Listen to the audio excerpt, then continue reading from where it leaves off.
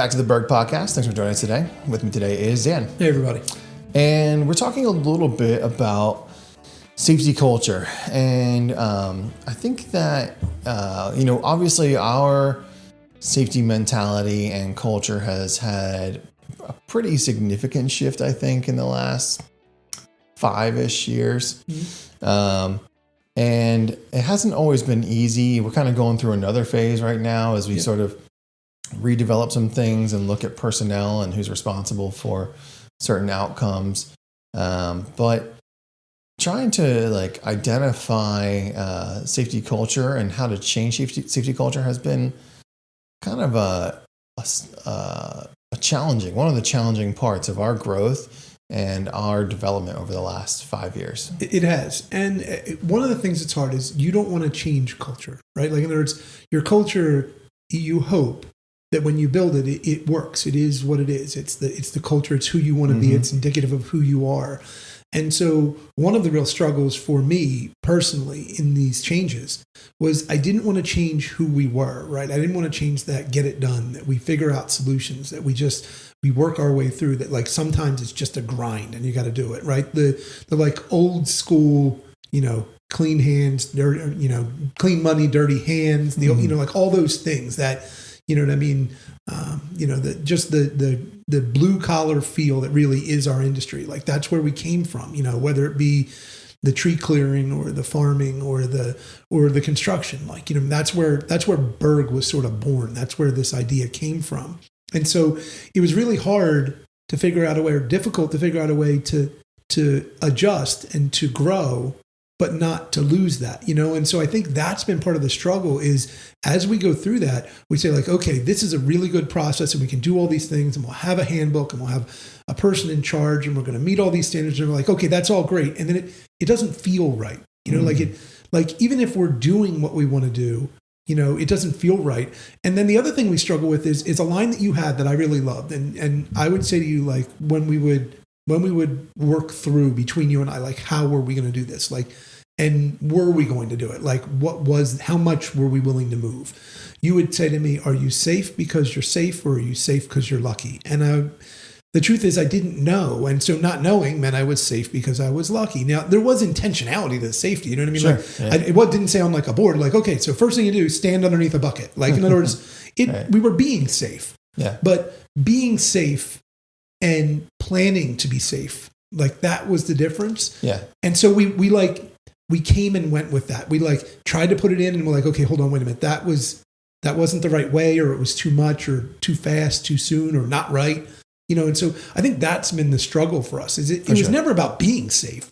It was about how do you facilitate a plan that is safe while remaining true to a culture that always wants to fix the thing immediately. Right. Yeah.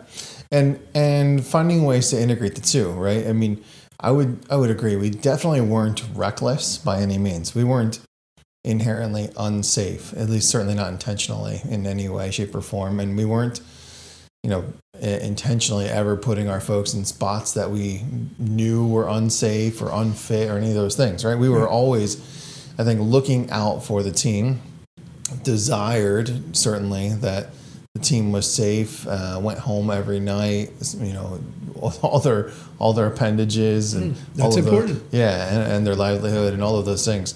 But we weren't necessarily taking any steps to try and establish the guide rails of what safe should look like. And we didn't always have the right people in the right places to demonstrate what safe was supposed to look like. And so I think what ended up happening was we were pretty safe. And by and large, it was because of folks who were experienced and doing the right things and genuinely just good human beings watching out for the folks that were next to them, right? And then what transpired over time was we said, all right, does that last? Can that be impactful day in and day out? Can we always rely on having the most experienced, most genuine human being standing there, ensuring that everyone else is not doing something that they didn't know was unsafe or something of that nature. And two things really come to mind. I had one thought, and then you said the word experience, and that's where I was leaning. Yeah. Was I think part of it was inexperience, right? Like it was that we were experienced in the sense of we knew how to work around equipment. We knew how to work in tree clearing or farming or all these other things. And then we brought in people who knew how to do construction. And so inherently we were safe. But as we grew, there developed a larger group of inexperienced people who wanted to do it and had all the culture things, a lot of them that we wanted to be, but didn't know how to be safe. So they weren't being unsafe. They just didn't know what that safety was. And then the other thing I was going to say that, Brian, I think was important is what we paired it with then was sometimes in the process, we were actually very safe and we planned and we did all these things and there was no record of it. Right? There was no record of the safety. And it's what I came to realize over time working with you, and then as we grew even more, not working with you on it, where we had to bring in other people who did it, and I was on the periphery of it. I was involved. I interacted, but it wasn't my responsibility per se. And you had a larger part in it. Was that much of what we hadn't done before was actually keeping all the records and providing the evidence that we had been safe. Right. So, and that is not to say that we did the trainings that they would want us to do. Sure. We didn't. Yeah.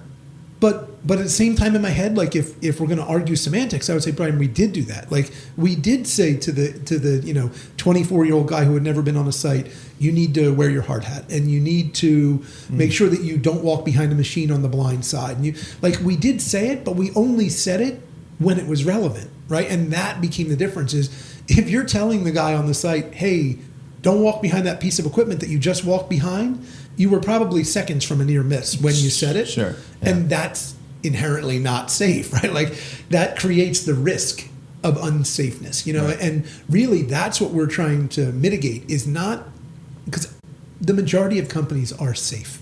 Like their record would suggest that things generally do not go wrong, especially of a horrific nature as compared to industry normals. But how close are they to the risk of being unsafe? Because that's where exposure lies. An insurance company is upset if you have an accident because they have to pay out. But what is really damaging is if you have an accident or two, but you have 15 times that you almost had an accident. Yeah. And when we didn't report it, no one was any wiser to it. But as we started to track it, I feel like we started to realize like, okay, wait a minute.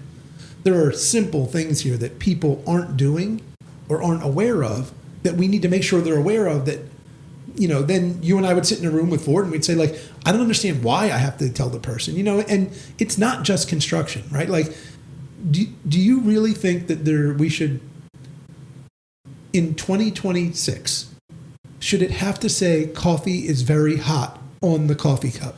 You bought a hot cup of coffee. Sure, yeah. You knew it was hot. Yeah. Right? That's why it's not in the plastic clear cup because you bought you ordered hot coffee, you got hot coffee. You should probably not throw it on yourself. But if you don't put it on the cup, you could get sued because the coffee was hot, which is exactly what you ordered. And so it's like, I'm stretching it, but in other words, that's sort of where we had to start to approach it from is what we're trying to do is to say, hey, it is dangerous to work around a 120,000 pound excavator. That's dangerous. And also, the soil is no longer stable because we dug it all up.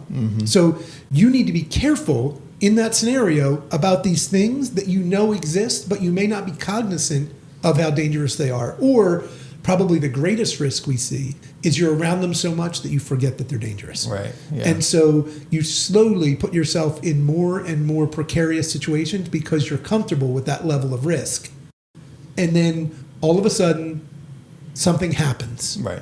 And when that something happens, all of a sudden there's a major problem.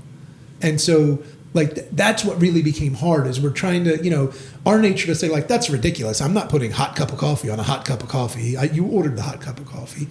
But then realizing like, well, in this scenario, if I don't really take accountability and leadership and say like, we can't do this. We have to do this. This has to be the process. You have to fill out a job site analysis. You have to do pre-task planning. You have to, all these steps that 50 years ago were sort of done, but they were done almost by a learning curve. You know what I mean? Like you learned to be safe and hopefully you didn't get injured before you learned that. Yeah, it's definitely so. I mean, the biggest change or the biggest shift that I think that we've made is being more proactive and less reactionary. So I think exactly what you're describing is true.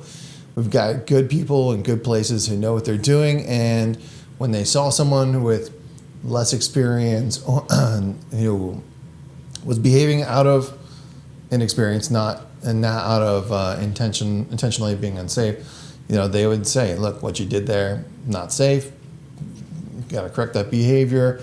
You keep doing that, someone's going to be injured. Yourself, someone else, because they're trying to help you, whatever it might be. Mm-hmm.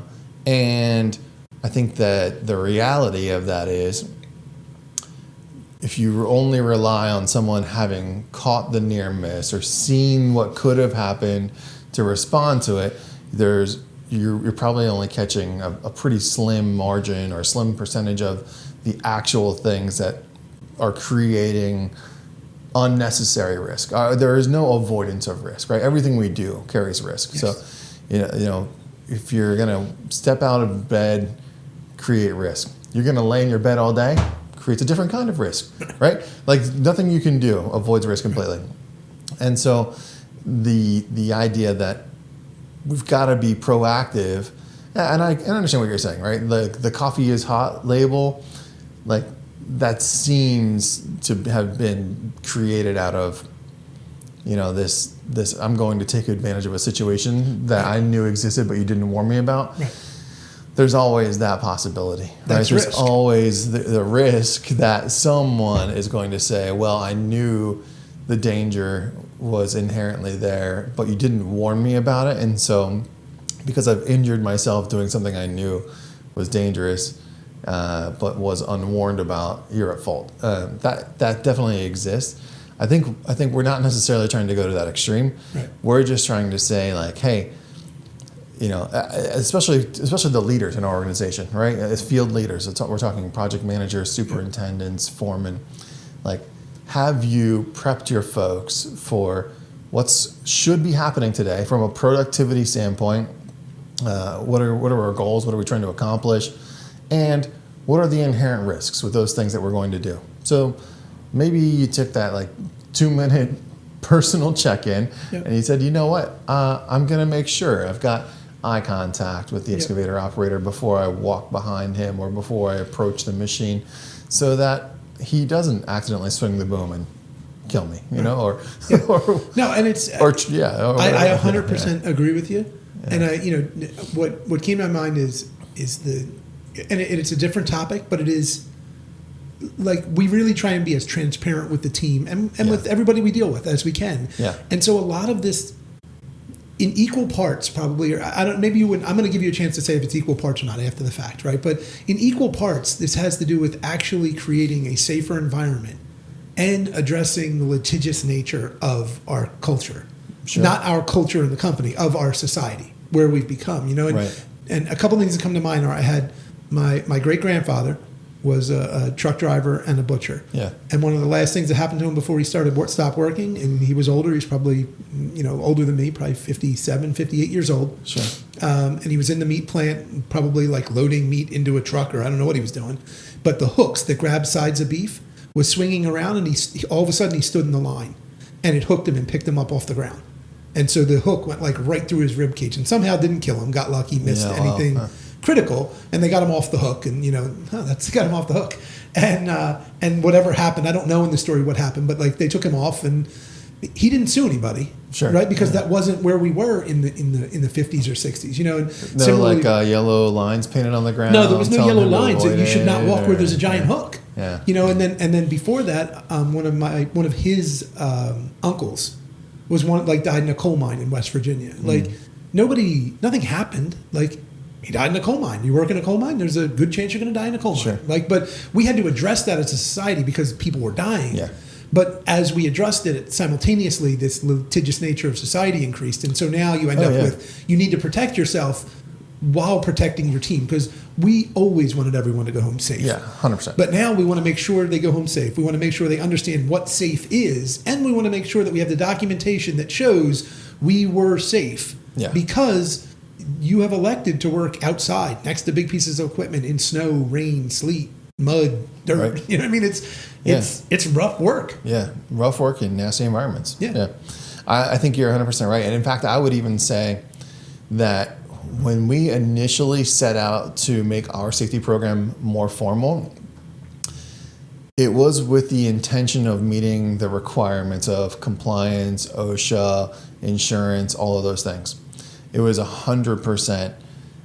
We thought we were doing things the right way already, and we just wanted to make sure that we could document it and prove it if we needed to. Yep. Right? I think that was like the original intent. We went through some of the the process of evaluating our insurance products, and as we did some of these risk assessments and things like that, we're like, yes, we're doing all of those things. Can you prove it? Probably, if you watched me long enough. Can you show it to me? Probably not. If I had to, and so we started to say, all right, well, that's fine. We're already doing it. Let's write it down. Let's document. Let's document it. Let's prove that we're doing it. And the funny thing about trying to prove that you're doing something right is it actually made the problem worse. The more we were intentional about safety, and the more we were intentional about the amount of training we were doing and the amount of documentation we were doing, we picked up more incidents, right? And there were more things happening. There were more incidents happening. There were more events. Thankfully, it was all like frequency related things, not severity. We didn't have anything dramatic or drastic or catastrophic. But we started finding all these little things that in all likelihood probably existed the entire time, but because of our lack of formality, we weren't ever saying we should change that, we should address that, we should discuss that to see what we should do differently. And so it was really frustrating, I think, for our guys and as leadership, because we're like, what the heck? We know we're doing things mostly right, and now we're really being intentional about proving we're doing it right. And what it's actually done is create more documented problems. And that was a really that was frustrating, difficult period of time to go through, I think. Just because it felt like we were shooting ourselves in the foot for the sake of it. So. It does. And the first time I really remember it, honestly, is we were at Merck and we were doing snow, and there was a near miss, and they brought Ford and I in a room, and we had to listen to 5 safety people explain to us about the near miss. And Brian, the near miss was that someone was driving a car and there was a wheel loader on the road. Yeah, right. And the wheel loader was big and had a giant box on the front, and it was very close to their car. And I was like, that's not a near miss. That's just us clearing snow. And they were like, well, they felt unsafe. And I was like, well, what was unsafe about it? Right. They're like, well, if that box had hit the car, it would have destroyed the car. It would have been an incident. And I was like, well, that's true, but you want the box on the road, and you allowed the person to drive on the road, so they have to coexist. It's not a near miss. And that's where sort of Ford and I's distaste of near miss came from, was that kind of thinking, that's not a near miss. A near miss is, I'm backing up, I had no idea the car was there, and I just go by and almost hit you, and I had no idea you were there. Right, that's a near miss. Yeah. I didn't know you were there. The only reason I didn't hit you is because I was either not 1 foot to the left or you weren't 1 foot to the right. If either of those had happened, I'd have hit you. Right. But when I know you're there, and so we had to struggle through that, the formality of developing what is a near miss.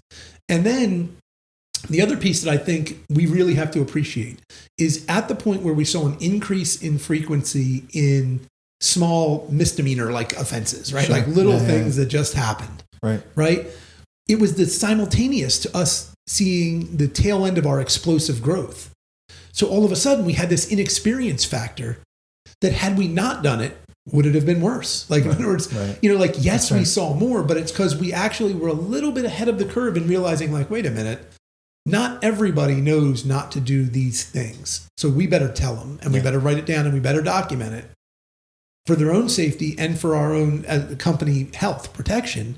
But simultaneously, we wildly increased the number of people, who went from, they all have 30 years experience doing construction, or they're younger guys that grew up with Ford that spent their whole life on a farm. Sure. Right. But either of them knew to stay away from the back of equipment, right? To make sure you're always in line of sight. You know what I mean? Right. Like, don't walk behind the horse. You know what I mean? I Like, was just you know about what I to mean? say Like, that. right, Like, really simple things. you don't that- want to get kicked. Right, but you know what I mean? But if you take a person who's never Yeah. seen a quarter acre of grass out of a place, they might walk right behind a horse because, I Right. don't know, what they just wouldn't think about it. You know what I mean? Or, you know what I mean? By the same token, you put a person who grew up beyond like Potter County and you drop them in the middle of New York City, I'm pretty sure it's not going to go very well. Sure. Because they don't understand the safety requirements of that environment.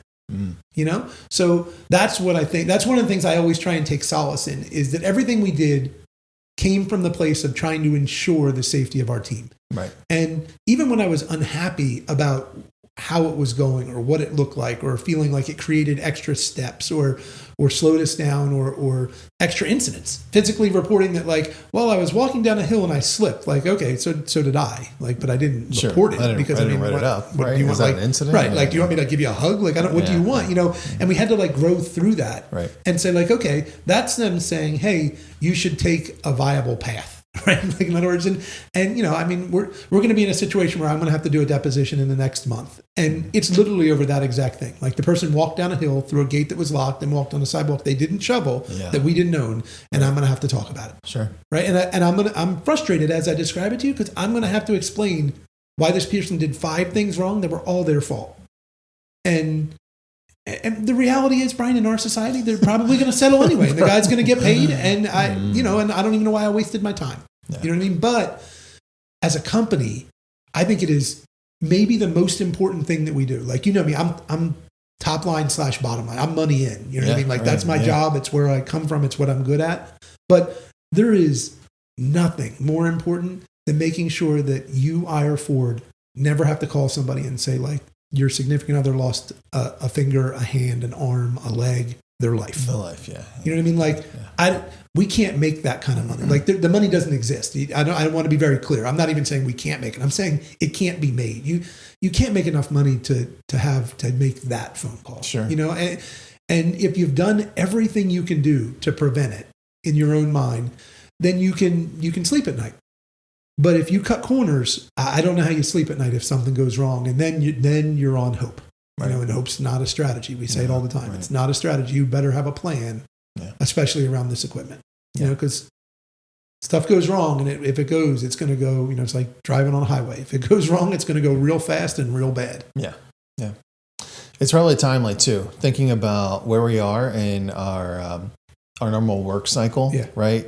You know, so here we are, spring. The weather's turning. We're finally feeling like we're back to work. We got guys going. We got machines running. And now is the time where, like, I think we've got to be particularly cognizant of we're going to try and go a little quicker than we've been, or we're going to do more than we've been. Maybe we'll work a few more hours, a few different types of tasks. You know, are we work fit from the winter versus what we do in the summer? And it's just, and we got to be ready. You know, because and each year has, like we always say, it has a cycle, right? Like you always say, Christmas comes every year, sure, right? Like, but in the spring we got to ramp back up, and we have some new people, but we got to do exactly what we do, as well as we can do it, as efficiently as we can do it, because this is a tough business to be effective in. And then we're going to get to the summer, and there's going to be like just full bore. We got to run wide open now. You know what I mean? Like, every piece of equipment's got to have 90% utilization. You got to run.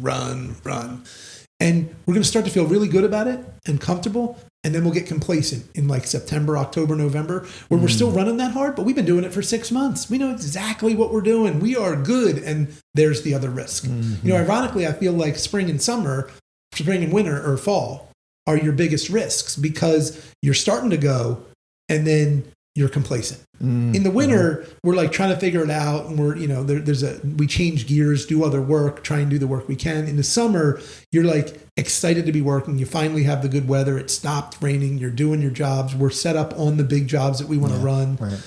You know, but it's all cyclical. And that's why, you know, we talked about it when we got in here, that I thought it'd be a reasonable topic. Safety Day is going to be pushed out a bit here. We're not doing it till June. Right. Because I think that's a better fit for it.